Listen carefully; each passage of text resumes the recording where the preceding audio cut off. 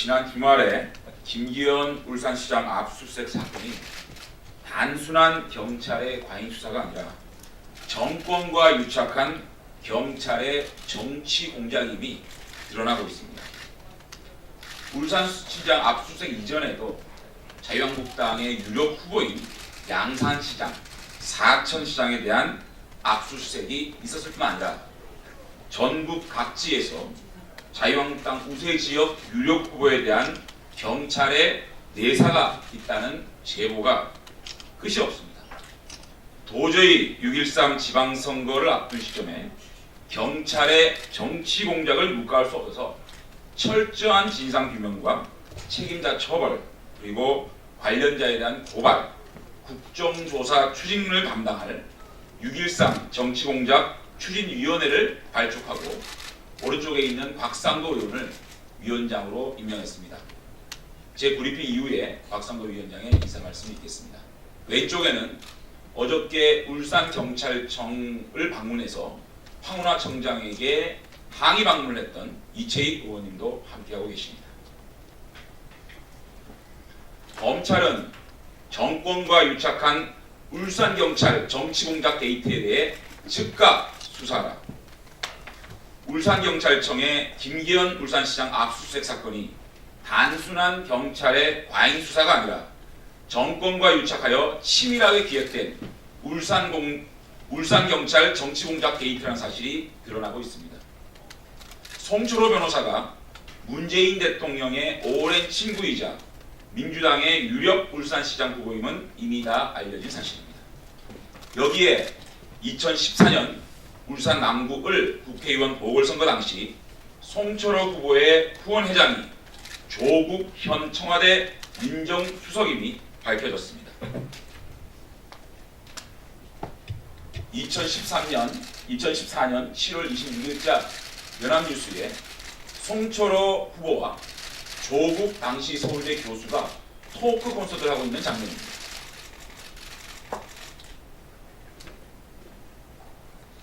이 사진은 홍철호 변호사의 페이스북 게시글입니다.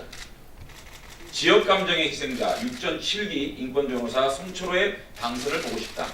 후원회장 조국 두 분이 악수하고 있는 사진이 있고 계좌번호와 송철호 후원회라는 지명이 있습니다.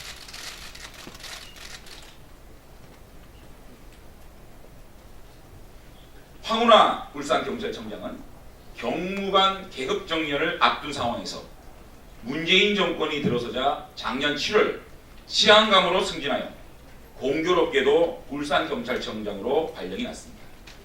평소 경찰의 수사권 독립을 강하게 주장한 황운하 청장은 사냥개로 이용하기 딱 좋은 환경의 경찰이었습니다. 지난 20일 황운하 청장은 울산시청 압수수색 전에 홍철호 변호사를 3차례 이상 걸쳐 만나서 검찰개혁 방안에 대해 설명했다고 스스로 밝혔습니다. 이는 경찰의 수사권 독립 목표와 정권의 송철호 울산시장 당선이라는 이해가 일치하여 경찰이 사냥개를 자임하고 나선 정치 공작임이 드러나는 장면입니다. 어제는 황운하 청장이 놀랍게도 사건 수사팀장을 이 사건과 유착 의혹이 있는 성해구 경위로 교체했다는 사실을 아무런 거리낌 없이 밝혔습니다. 저희가 의혹을 제기하고 있는 관계도입니다.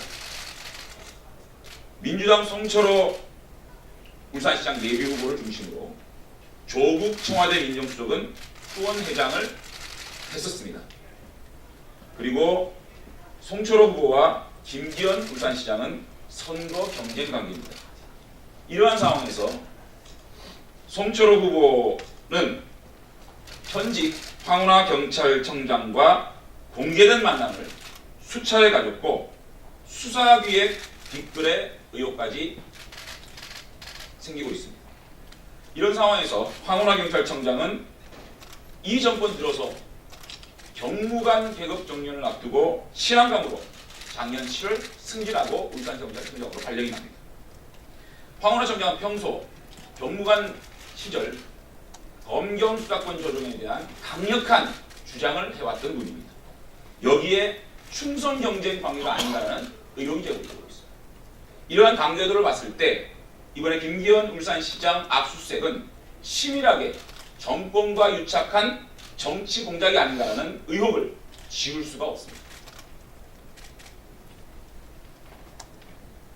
이에 더해서 지난 19일 여러분도 보셨다시피 자유한국당 원내 지도부가 경찰청을 항의 방문했을 당시 허경열 경찰청 수사국장은 놀랍게도 이철성 경찰청장의 제지에도 불구하고 제1야당 원내대표를 면전에서 호통치는 전대미문의 행동까지 자행했습니다. 당시 배석자 모두가 경악을 금치 못했지만 결국 허경열 수사국장이 임종석 청와대 비서실장과 동양으로 문재인 정권 들어 작년 7월 황운하청장과 함께 치안감에 승진했다는 사실에 지금 경찰이 도대체 어떻게 돌아가고 있는지 이해할 수가 있었습니다. 심지어 어제는 홍준표 대표의 울산공항 검색대 통과를 문제 삼아 공항 직원들에게 형사 책임을 묻겠다며 막장에 막장을 더하고 있습니다. 국민 여러분, 생각해 보십시오. 1년에 회계망측한 일들이 과연 권력 핵심부의 비호 없이 가능한 일이겠습니까? 경찰이 급기야 정신줄을 놓았습니다. 정권의 사냥개가 광견병까지 걸려 정권의 이익을 위해서라면 닥치는 대로 물어뜯기 시작했습니다. 정권과 유착하여 20세기 권위주의 정권의 서슬퍼런 공안정국을 만들고 있습니다. 미친 개는 몽둥이가 약입니다. 청와대가 발표한 문재인 관제개헌안에 검사의 영장 청구권 조항이 삭제되자 흥분을 감추지 못하고 충성 경쟁을 하는 경찰의 모습을 보니 빨리 체포하여 국민들을 보호해야겠다는 생각이 앞섭니다. 수사권 독립이 아무리 급해도 이성마저 잃고 권력에 아부하고 권력에 불종하는 경찰을 어떻게 믿고 수사권을 독립시켜 주겠습니까?